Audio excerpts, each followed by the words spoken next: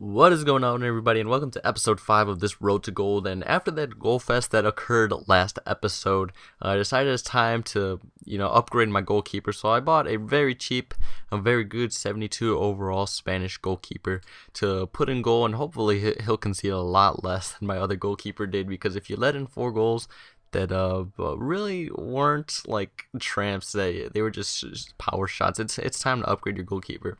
So we go into the first game against Adelaide United, I believe, and he's got the Bolton kit, and we go straight into the game, or it's Iceland United, something like that.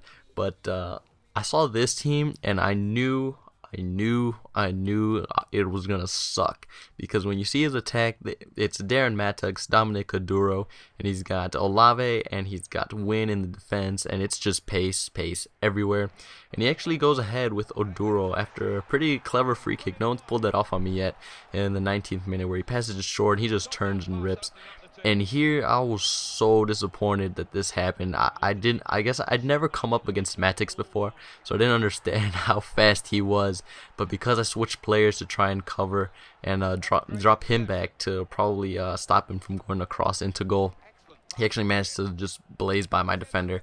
But we do manage to pull one back in the 81st minute with Larson, a little chip that he got onto and headed it past his goalkeeper. So it's 2-1, but straight from kickoff. These goals are the ones that pissed me off, that they just don't happen in real life. He just sprints through, and I pull on my goalkeeper, managed to pull off the save, but it falls right to Dominic Aduro again, and he puts it into the back of the net. And it was a pretty disappointing loss, because I just hate losing to players who just abuse pace.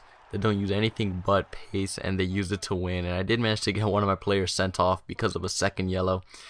So it was my left mid, I believe.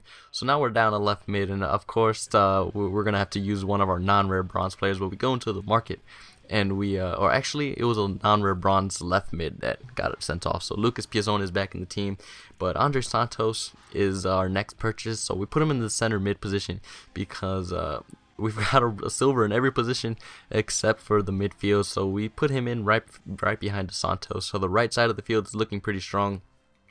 And we actually have to substitute our striker and our right backs, because they were getting tired. So I was pretty worried going into this game that we may lose again, just because we don't have our main striker anymore. We do have Giovanni Dos Santos, which is good. And then we come up against this team in the silver tournament, and this was absolutely perfect. This is exactly what you want to see in the silver tournaments. If you're looking for a good game and you're resting some players, you want to play against something like this, where you can win pretty comfortably without your top players out there. But we start off in the 12th minute with Giovanni Dos Santos with a very, very nice free kick. It was a bronze goalkeeper, but it was placed pretty well. He just doesn't have much power on it. But after that, it was just a huge goal fest. I'm just going to skip ahead to the 5th goal, and then the 6th goal. The 7th is the 8th. It was insane. He does manage to get a 1 goal, and then he managed to score this one, which was pretty nice. But the game ended 9-2. There was really no point in showing all these goals. It was just me going one-on-one with the keeper and slotting it by. You can see right there, it was just goal after goal after goal after goal.